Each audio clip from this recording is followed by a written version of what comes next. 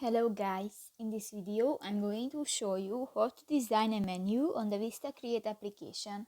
But first of all, I just want to mention, please don't forget to subscribe to our channel, because at 100,000 subscribers we are going to show you our YouTube revenue statistics and growth strategy of to make money online. So let's jump into it. First of all, open the application on your device.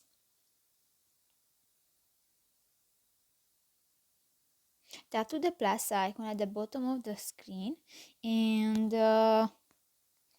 in the event section you can find the menu option next to the invitation horizontal button, and just select template and click to the use this template button.